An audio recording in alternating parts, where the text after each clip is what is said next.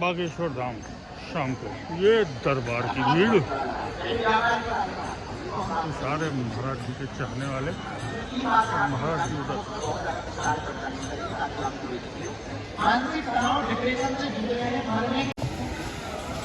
Good morning, एक नया दिन। लोग फिर आके श्रद्धालु सारे बैठ गए दरबार के इंतजार।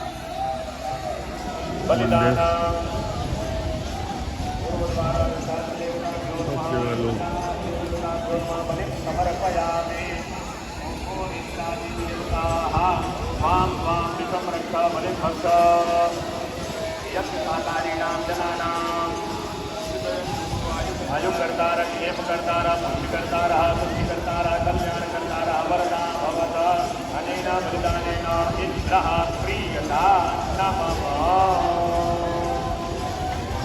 अग्निकोणे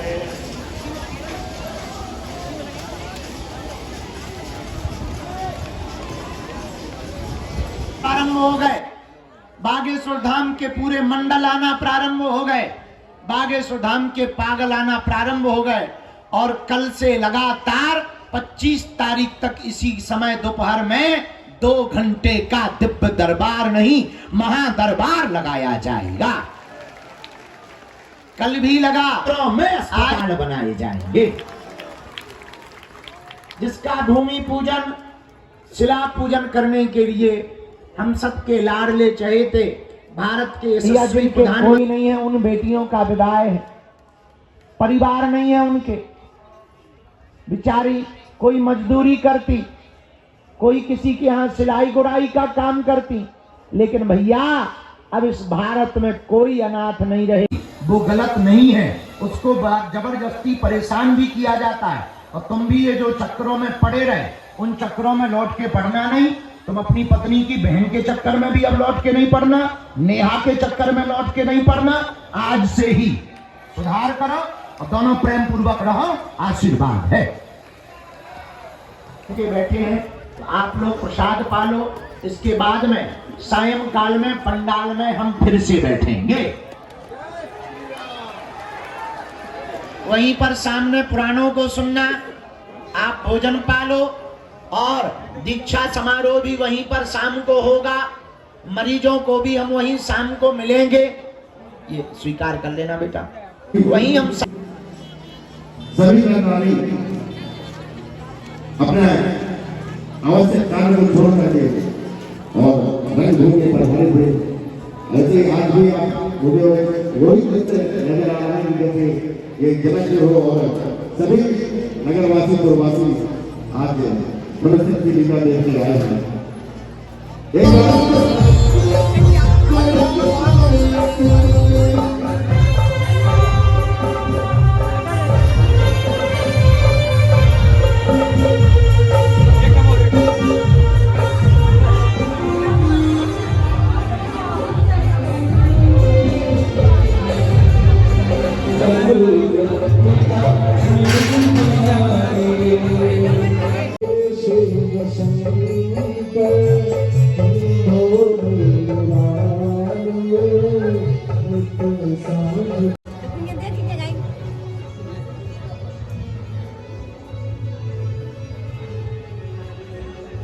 पीएम का स्वागत। यहाँ से पीएम जाएंगे ऊपर।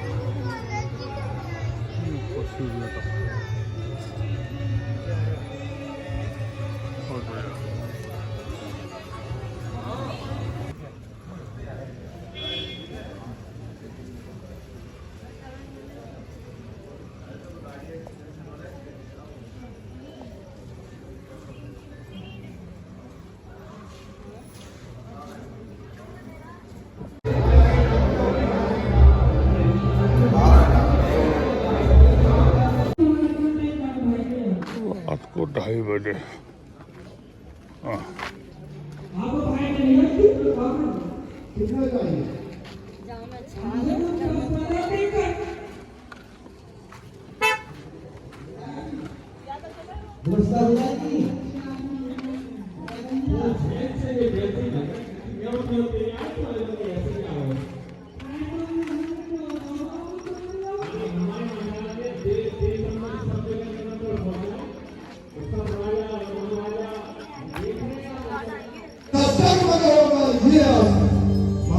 आप चिंता न करें।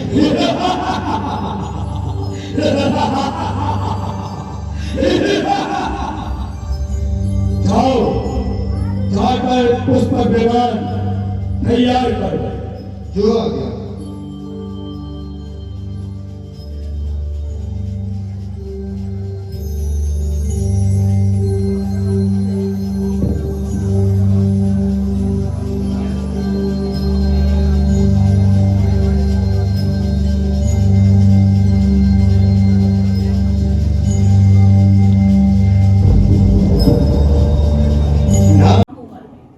आपने सपना एक देखा था कि बुंदेलखंड पिछड़ा हुआ है, एक अस्पताल खोले।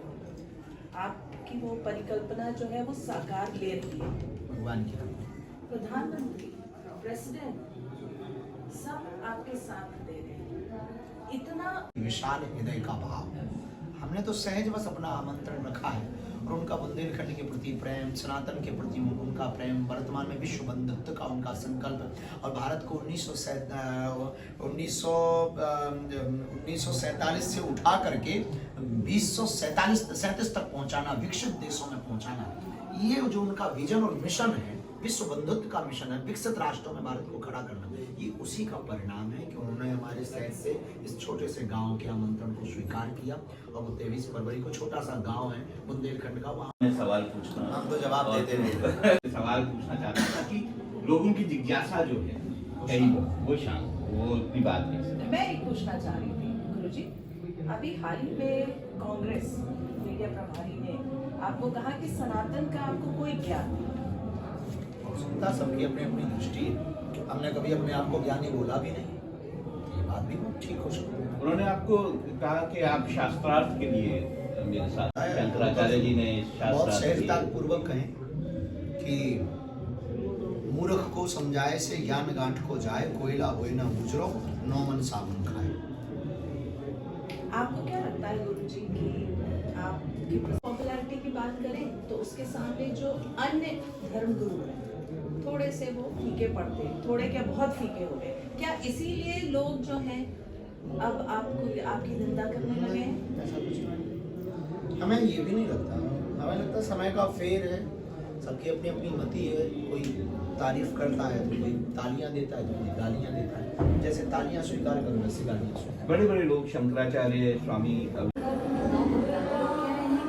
राजनीति चलती है, राजनीति से धर्म नहीं चलता है, और नेताओं को बुलाना बुरा नहीं है, और वो भी इस देश पर बुंदेलखंड में सबसे बड़ा उपहार, तो 23 फरवरी को वो ऐतिहासिक दिन होगा जो पूरे विश्व के सबसे लोकप्रिय नेता यशस्वी माननीय प्रधानमंत्री जी यहाँ पहुँचेंगे। तो ये विराटता, विजन, मिशन जो उनका है, राष्ट्र के प्रति उनका जो समर्पण है और बुंदेलखंड के प्रति जो उनका महत्व है, निश्चित रूप से ये हमको हृदय से हृदय छू करके गई है कि उन्होंने सहज से निमंत्रण को इतना विराट और भव्य त्योहार उत्सव बनाया, इसके लिए निश्चित रूप से हम साधुवाद के पात्र हैं। इससे पहले भी कई बार मिले हैं, तो ये कैसी